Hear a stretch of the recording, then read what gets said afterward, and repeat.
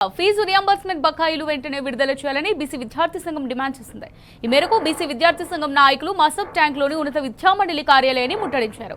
వీరికి రాజ్యసభ సభ్యుడు ఆర్ కృష్ణయ్య మద్దతు తెలిపారు. ఫీజుల కోసం ప్రైవేట్ కళాశాలలో విద్యార్థులపై ఒత్తిడి తేవద్దని సూచించారు. ఈ నెల 8న ఇందిరా పార్క్ లో సత్యాగ్రహ దీక్ష చేయనున్నట్టు ప్రకటించారు. ఇప్పటికైనా ప్రభుత్వం ఫీజు రియంబర్స్మెంట్ బకాయిలు విడుదల చేయకపోతే హైదరాబాద్ ను దిగ్బంధిస్తామంటున్న ఆర్ కృష్ణయ్యతో మా ప్రతినిధి Mahesh face to face.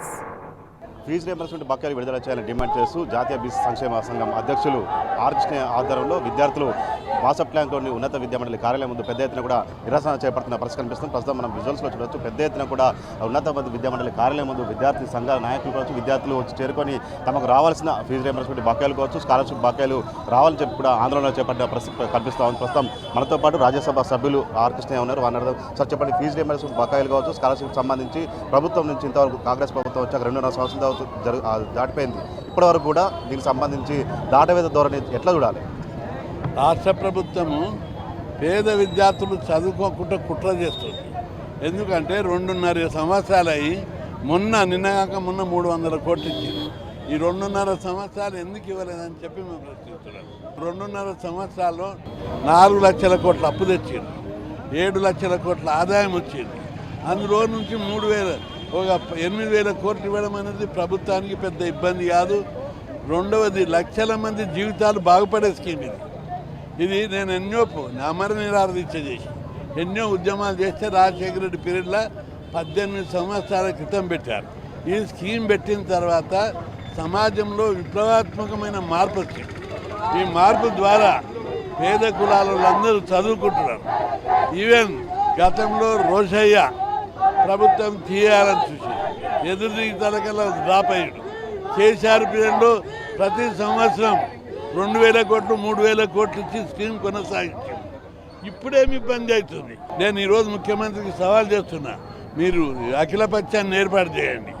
BRS party కూడా నేను విజ్ఞప్తి చేస్తున్నా, ఈ సమస్య మీద ప్రభుత్వం చాలా తిరోగమన చర్య, విద్యార్థులతో జీవితాలతో చెలగాట మారుతుంది.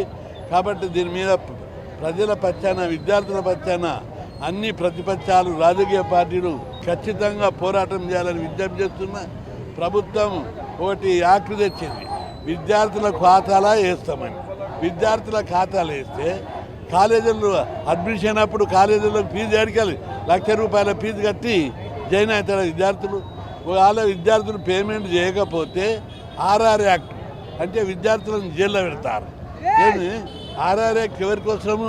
బ్యాంకులో రుణాలు తీసుకొని ముంచేసిన వాళ్ళ కోసం ఉంది. ఆర్ఆర్ యాక్ట్ విద్యార్థులకు జైల్లో పెట్టడానికి పెడతావు. ఖబర్దార్, ఇటువంటి విషయాలు జీవో నెంబర్ 9 రద్దు చేయాలి, పాత విధానం ప్రకారం కొనసాగించాలి. పాత విధానం ఏం లోటుపాట్లు ఉంటే చెప్పు, చర్చించాలి, సవరించాలి. కానీ విద్యార్థులకు జీవితాలతో మాత్రం చెలగాటం. ఇది విద్యా సంవత్సరాన్ని ఉద్యమాల సంవత్సరంగా మారుస్తున్నాం. ఈ విద్యా సంవత్సరం లోపల మీరు మొత్తం ఉద్యమాలు జరుగుతాయి. ఇప్పటిదాకా పీస్ఫుల్గా ఆఫీసులు ముట్టడి చేసిరు. ఇక జిల్లాల లోపల ఎమ్మెల్యే క్యాంప్ ఆఫీసులు, మంత్రుల క్యాంప్ ఆఫీసులు ముట్టడి చేసి చాలా తీవ్ర స్థాయిలో ఉద్యమం చేస్తామని హెచ్చరించారు. ఈ 8న సత్యాగ్రహ దీక్షకు మీరు పిలుపునిచ్చారు. మీరు సత్యాగ్రహ దీక్ష సంబంధించి ఎట్లా ఉండబోతుంది కార్యక్రమం? అంటే 8 నాడు ఇందిరా పార్క్ దగ్గర మేము సత్యాగ్రహ దీక్ష చేస్తున్నాం. నాతో పాటు అన్ని కుల సంఘాలు కూడా పార్టిసిపేట్ చేస్తామని ముందుకు వస్తున్నాయి. సత్యాగ్రహ దీక్ష తర్వాత రాష్ట్ర వ్యాప్తంగా ఉద్యమం విస్తరిస్తుంది, చాలా తీవ్ర స్థాయిలో ఉంటుంది. 1980-90 దశకం లోపల విద్యార్థి ఉద్యమాలు ఎట్లయితుండేనో అసెంబ్లీని వరగొట్టారు, సచివాలయం ముట్టడించారు, డైరెక్టరేట్లు ధ్వంసం చేశారు, పబ్లిక్ సర్వీస్ కమిషన్ ముట్టడించారు. ఇట్లా చాలా మిలిటెంట్ ఉద్యమాలు చేసిన చరిత్ర తెలంగాణ ప్రజలకు ఉంది. పక్క రాష్ట్రమైన ఆంధ్రప్రదేశ్లో టోటల్ ఫీజులు ఇస్తున్నారు. ఒక్కొక్క విద్యార్థికి 25,000 స్కాలర్షిప్ ఇస్తున్నారు. అరే టోటల్ ఫీజు ఇవ్వవు, 5,000 స్కాలర్షిప్ ఇవ్వడానికి కూడా 5,000 స్కాలర్షిప్ పిల్లలకి ఇవ్వడానికే ఈ డబ్బులు అన్ని మంత్రులు ఎమ్మెల్యేలు తినేస్తున్నారు. పిల్లలకి ఇవ్వవలసిన స్కాలర్షిప్లు ఫీజులను మంత్రులు ఎమ్మెల్యేలు మింగేస్తున్నారు. అందుకే ప్రభుత్వ అవినీతి మీద వ్యతిరేక పోరాటాలు చేస్తున్నారు. ఇప్పుడే కౌన్సిలింగ్ కూడా స్టార్ట్ అయిన పరిస్థితి కనిపిస్తూ ఉంది. కొన్ని కాలేజీలు ఫీజులు ఇవ్వకపోతే మీ కాలేజీలో చేర్చుకోవాలని పరిస్థితి కూడా చెప్తున్నారు, విద్యార్థులకు చెప్తున్న పరిస్థితి కనిపిస్తూ ఉంది. ఫీజు కట్టం, ఫీజు కట్టకుంటేనే చేర్చుకోవాలి, ఫీజు గవర్నమెంటే కట్టాలి. ఆ విధంగా కట్టకపోతే కౌన్సిలింగ్ ఎట్లా జరుగుతుందో ప్రభుత్వం ఎట్టుంటుందో మేము చూస్తాం. ఒక్కొక్కరు తడాక చూపెడతాం. ఈసారి రాళ్లతోటి కట్టెలతోటి రాళ్లతోటి ఉద్యమాలు చేస్తాం ఇప్పటి నుంచి.